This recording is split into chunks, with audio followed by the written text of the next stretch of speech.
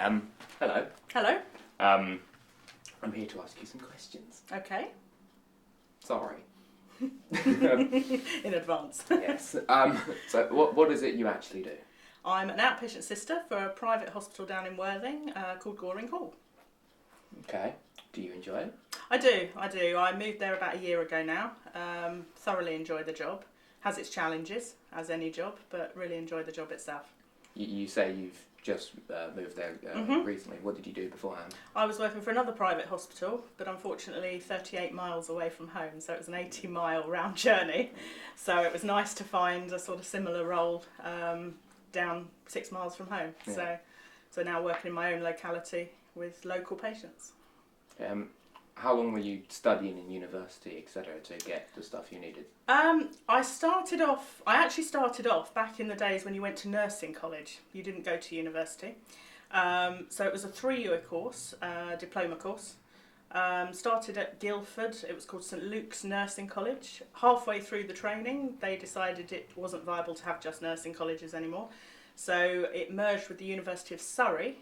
So by the end, I came out with a 3-year diploma course from the University of Surrey. So I didn't enter into university, but came out of it. But 3 years. 3 years was the training. How did you start out being a nurse? I think it was in the family. We had a long family history of nurses. Originally, I dug my heels in and was like, no, I'm not doing that. And then halfway through my A-levels, decided, oh, go on then, I'll be a nurse. So had to take a year out first because I was one day too young to join my nursing once I left school. So took a year out, worked for Sainsbury's, then did my training 1994 through to 97. So I'll be 18 years qualified this year. And when I first qualified, I applied to the local hospital that sponsored me, so in Chichester. And I started out on a gynecology ward. Didn't really have any strong desires which way I was going at that point. So went into gynecology and stayed in my first job for 5 years. Okay. What would you say your career path was then? Like, what jobs have you had since that? I've never really had a career pathway. I'm very much one of these people, if a door opens and an opportunity comes up, as scary as it may be because it's a change of career, I've gone with it. So I did 5 years in gynecology. Then I had this idea that I might want to travel abroad, to work abroad, but thought, well, they're not going to accept me on just gynecology experience. Yeah. So thought I needed to go to A&E, get some vast experience. Same hospital, moved down to A&E, did 18 months and absolutely hated it. Every single minute. It was the time that the government were changing targets, 4-hour waits, and I really didn't feel that you were giving proper nursing care. Okay. So at that stage I was ready to give up nursing or go and do something completely different. And I went to something that actually doesn't exist now. It's called NHS Direct, and it was a telephone advice line. So I did that for 2 years. Again, thoroughly enjoyed it, and then they decided they were closing the call centre that I worked at. So I needed to find something on the same level that I was working at that. And at that stage, I saw a job as a fertility nurse specialist, but they only wanted gynae experience. I thought, well, I've got 5 years gynae, let's apply for it and see what happens. Got the job and ended up being a fertility nurse specialist for 7 years. Did 2 years in the NHS as that, then they were pulling back on funding. So the doctor that I was working at the time said that he was starting some private work somewhere else. Would I be interested in going with him? So I moved into the private sector then. So I left the NHS after 13 years and moved into the private sector just purely because that's where the job was taking me. Okay. Fertility wasn't something the NHS were funding a great deal of, so the job was diminishing. So I went across there, did 5.5 years for him, and then decided, why am I travelling 80 miles a day to work? And a year ago, moved back down to sort of the home area to work. Okay. And again, it was a change of career pathway. I'd done fertility for 7 years. That was my bag. I knew it inside out. And a job came up as an outpatient sister. So I thought, well, it's the next step up, apply and see what happens. And bingo, got the job. Okay. So a year down the line, a change of pathway again. And you're still in the private sector? Still in the private sector, but a different company to what I was working for up in Crawley area. Okay.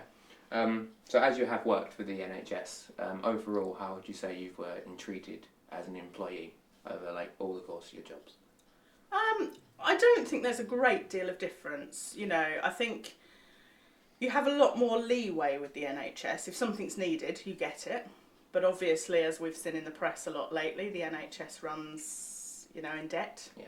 You can't do that in a private company. If a private company is running in debt, it fails to be viable.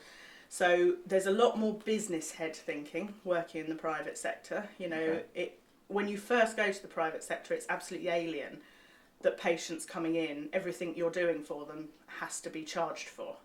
And that for a nurse is a very alien way of thinking. And you know, staff that I have now that come straight in from the NHS, it's difficult for them to get their head around. Yeah. So it is a very different way of working. The work itself, you're a nurse, you're doing the things. I just think the increased paperwork tends to be the business related stuff with the private sector.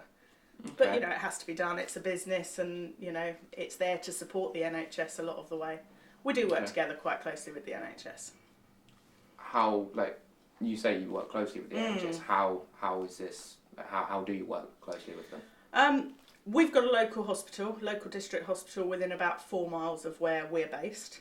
So when we take, for example, blood tests and things like that, they're transported. We have a contract with the local NHS hospital. So they run all our blood tests for us and they obviously bill us accordingly for that. I would say now we're probably pretty much 50-50 of the workload that we do. 50% of that being private and 50% being NHS contracts that the NHS pay us to fulfil that contract and to do certain things for them. Main one I would say for us is orthopaedics and ophthalmology. We do an awful lot of eye things.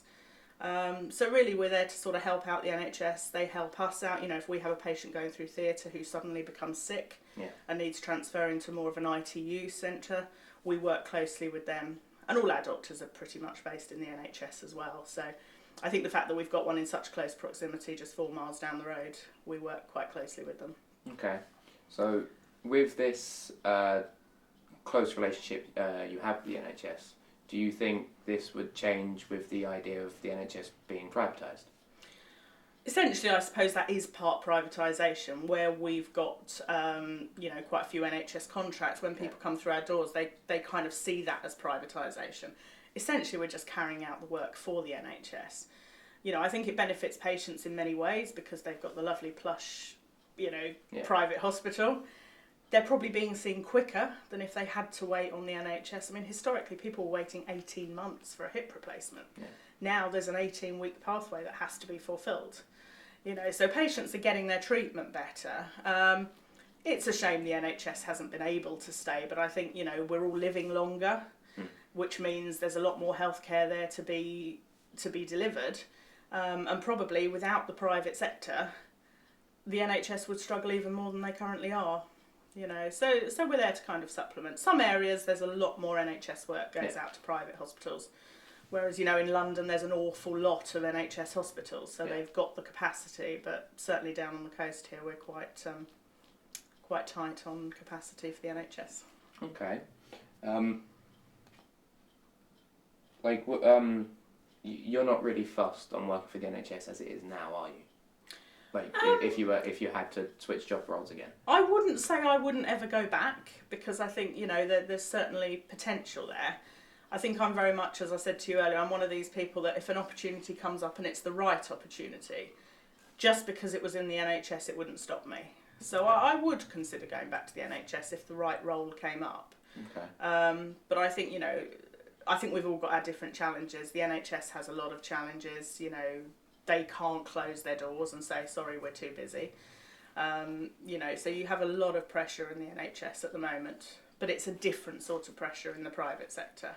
It's about gaining revenue and ensuring that you're staying afloat, essentially.